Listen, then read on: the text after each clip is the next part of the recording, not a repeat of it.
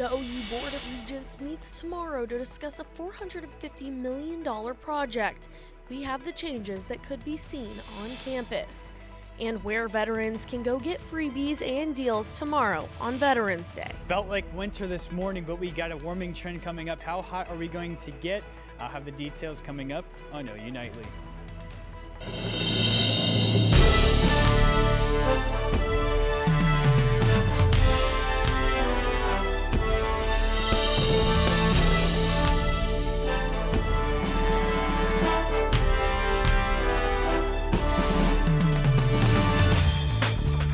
It's incredibly exciting. I think it shows a commitment to, our fans, certainly our players, our program, the things that it's going to potentially provide from a game day experience. That was Brent Venables saying he looks forward to the changes being voted on by the Board of Regents tomorrow for upgrading the OU Stadium. Thanks for watching OU Nightly. I'm Emma McAndrews. And I'm Kevin Daniel. This $450 million project will cover a huge facelift on the west side of the stadium. Now, here's a live look of what Gaylord Family Oklahoma Memorial Stadium looks like now. Following the 2027 season, there would be construction on additional seats on the north and west side, a replaced and enhanced north scoreboard, better Wi-Fi services, and more.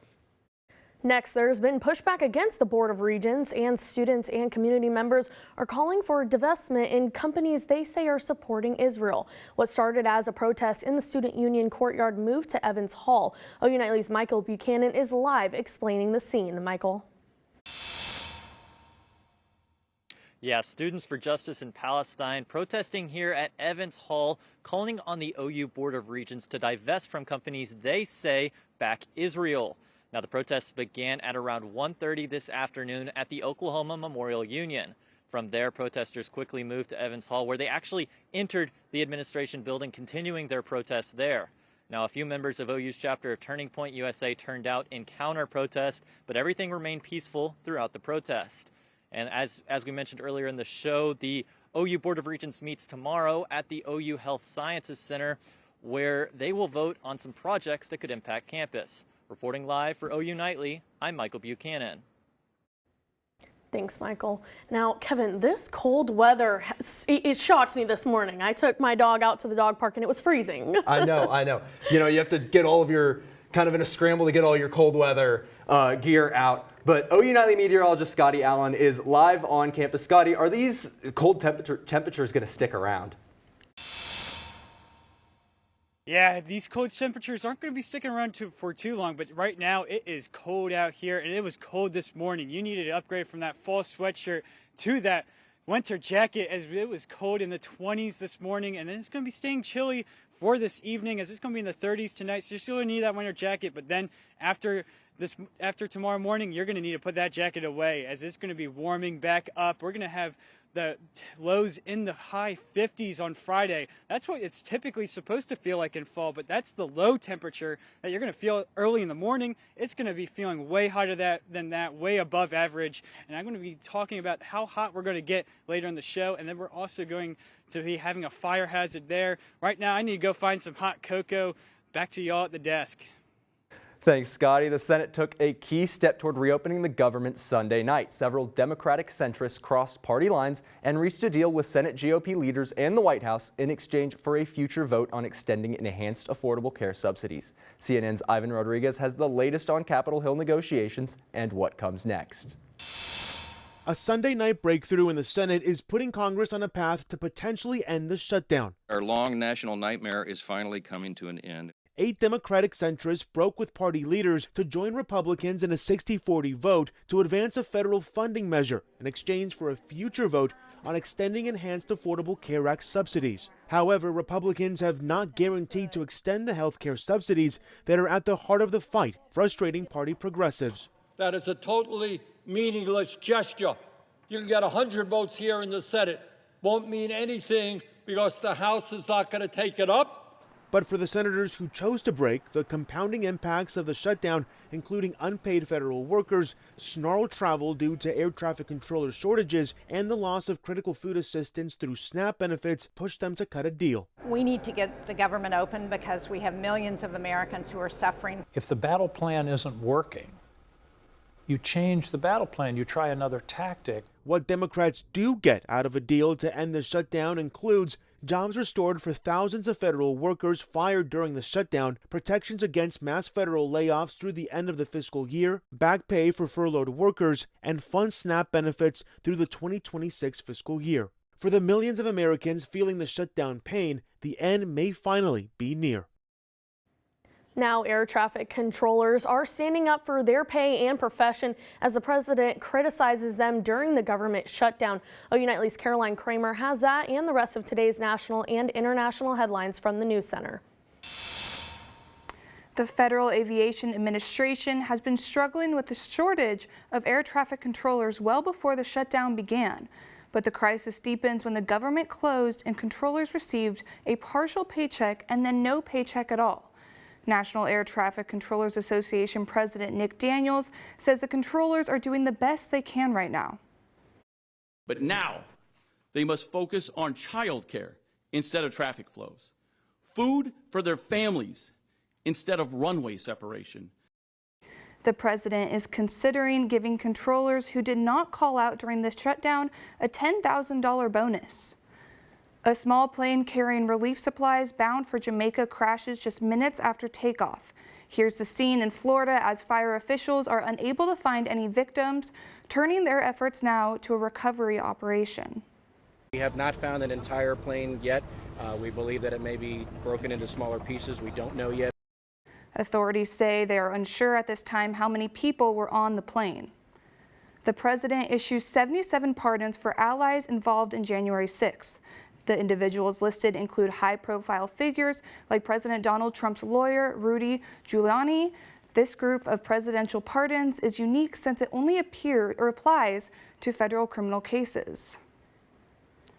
And 50 years ago, the SS Edmund Fitzgerald sunk in Lake Superior, killing all 29 crew members.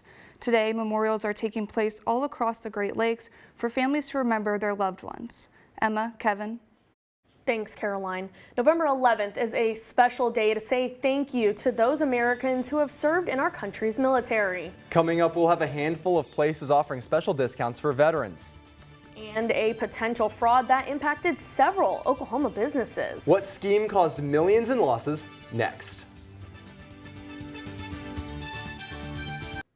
Communities across the country prepare to honor those who served in the U.S. military. Veterans Day is Tuesday, a time to honor American veterans for their service. OU Nightly reporter Julia Roberts is live at Scooters on 12th Avenue. Julia, what deals are available Tuesday? Yeah, anyone with a valid military ID will be able to get deals and discounts from different stores and restaurants tomorrow. This includes veterans, their dependents, and active duty members. Now, right behind me, Scooters is offering a free medium drink of the customer's choice.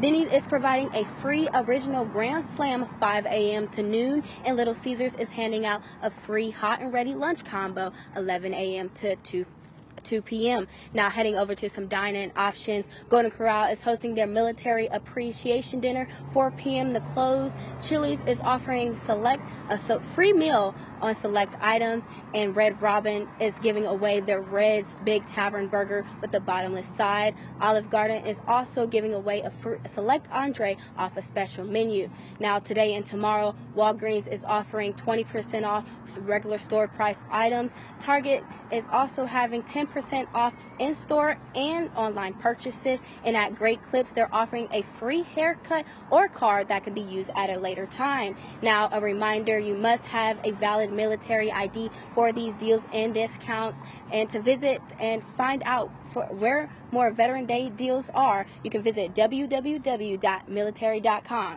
Reporting live at Scooters on 12th Ave, I'm Julia Roberts, OU Nightly. Thanks, Julia. Could a payday be on the way? The president thinks so, saying he wants to pay Americans. OU Nightly's Jack Hancock, has this and more in today's Money Matters. President Donald Trump says he wants to give most Americans a $2,000 check funded from tariffs.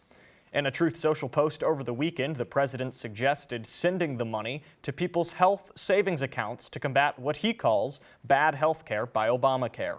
The president's suggestion comes as a core section of his tariff policy is before the U.S. Supreme Court.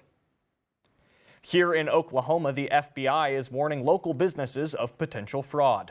The Oklahoma Bankers Association warned the Bureau of an alleged phishing scheme that resulted in millions of dollars lost by Oklahomans. Authorities advise everyone to exercise caution and to never share banking passwords or information over the phone. The FBI is asking individuals and businesses to report suspected fraud. One major U.S. grocery store lowers the price of their annual Thanksgiving meal basket, but there's a twist. Walmart says their Thanksgiving basket feeding tin will cost $40. And the cost of living through Thanksgiving and enjoying Thanksgiving, for Joe Biden, it was 25% more. Many name brand items have been swapped with the generic Walmart brand in this year's basket. Now, this year's basket will also have 6 less items, one of which being cornbread mix. China is expected to stick to their plan of cracking down on the production of chemicals used to make fentanyl by restricting exports. The president says he would ease a related tariff from 20% to 10%. Kevin, Emma? Thanks, Jack. A new study shows results of colorectal cancer shrinking due to a new fast-track drug. Find out what the lifetime risk is and what the new drug the FDA has approved for treatment next. Jack Frost was here this morning, but we're going to be warming back up. I'll have the details coming up.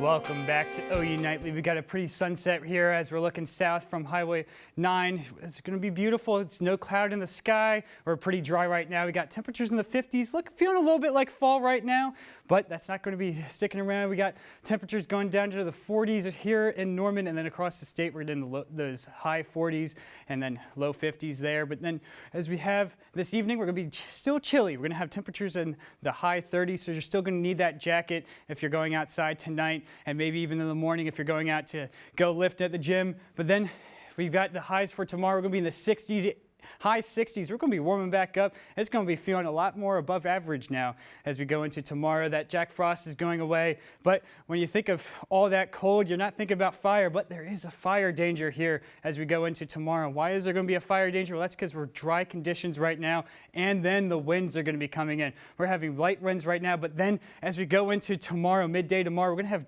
winds almost 33 miles per hour with wind gusts there. So that's going to be driving that, and then the winds are going to be dying down. So it's only really going to be for tomorrow with all of that. And we got the drought monitor here. We've been dry, now rain here for the last couple of weeks. So then that's going to be also fueling that fire risk down there to the southeast, southwest. So don't make that campfire if you're trying to cool down or warm up this evening. But then we're going to have above average temperatures as we go into later this week and next week, as we've got all of this warming trend coming here, and you can see it right here. We had highs in the 40s today, and then we're going to be warming up into the high 70s, almost in the 80s there Friday. That's feeling like almost summer temperatures there, and we're in the fall, and we just had that winter spell, but we're potentially having a potential record high there on Friday, as the record high for Norman is 80 degrees, and we're forecasting 79 degrees, so we're pretty close to there, and we got a few more days, so it could potentially break that record there Friday.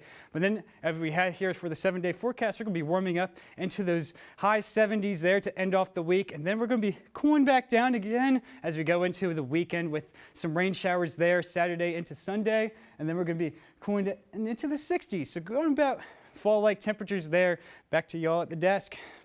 Thanks for that, Scotty. The U.S. Food and Drug Administration has fast-tracked a new drug for colorectal cancer.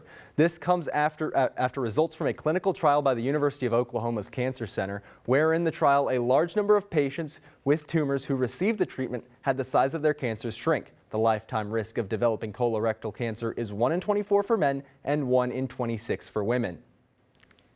Next, coming up in sports, one former Sooner has the opportunity to take home some hardware in his first year in the big leagues. And OU football is preparing for a top 15 matchup in Alabama. Kevin, one Sooner squad is preparing for a top 10 matchup in the NBA arena and are looking to start their season off on the right track. I'll have all that and more next in sports. Hello, I'm Chris Holman, and it's time for sports. Oklahoma's currently on the outside looking in for the college football playoffs, and OU Nightly sports reporter Aiden Tyler is live with how important the Sooners' upcoming matchup in Tuscaloosa will be for their playoff hopes. Aiden?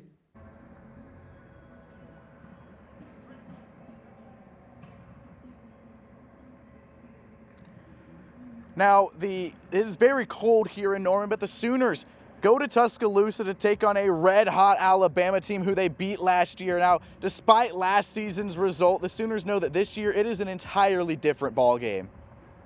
I've never carried over wins and losses. You learn from all of it, but, you know, I think it can paralyze you, you know, by holding on to something. Motivated, yeah, but I think the motivation for everybody is because what the opportunity is sitting in front of us. You know, it's a top 10 matchup, and there's a lot that's on the line. You know, the season for both of us, you know, is impacted by the result, you know, at the end of the night. So, you know, they're different, we're different. Certainly it's at their place, but who wouldn't be excited to play Oklahoma, Alabama? They are a talented defensive bunch. I mean, you turn on the film and there's speed and physicality and length all over the field, and they do an unbelievable job of trying to make your quarterback feel chaos. It's an impressive defensive scheme that they run. Coach Womack does a great job. It has been over 8,000 days since the Sooners have played Alabama in Bryant-Denny Stadium. The last game at Tuscaloosa was a 20-13 Sooners win back in 2003. I wasn't even born yet. Reporting for OU Nightly, I'm Aiden Tyler. Thanks, Aiden. Over in the pros, the Patriots marched down south to take on Baker Mayfield and the Buccaneers. Mayfield threw for 273 passing yards and 3 touchdowns, but that wasn't enough as Tampa Bay fell to the Patriots 28-23. And Mark Andrews and the Ravens flew up north to face the Vikings, where Andrews had 3 catches for 14 yards and a touchdown, helping the Ravens win 27-19. OU men's basketball is coming off a 68-83 loss against Gonzaga over the weekend. And no tickets, only tuition, as OU plays Arkansas Pine Bluff in McCaslin Fieldhouse in a student-only game, which is an atmosphere that head coach Porter Moser is looking forward to playing in. The students being so close over to me and everything, and to also playing here. I just think it's a win-win, great atmosphere, and I hope it's a win-win-win after the game. So, but yeah, I just think it's a cool part of our schedule. Out on the West Coast, 6th-ranked OU women's basketball is taking on the 3rd-ranked UCLA Bruins in Sacramento, California. The Sooners are looking for their first win over a top 5 opponent since taking down Texas in February of 2024. Tip-off is tonight at 9:30. Former Sooner Cade Horton is one of 3 finalists for Major League Baseball's National League Rookie of the Year. The results will be announced tonight on MLB Network at 6 p.m. Kevin, Emma. Thanks, Chris. The new viral cup that is breaking the internet, which is just barely hit shelves. We'll have details on the controversial cup and where you can find something very close to the real thing next after the break.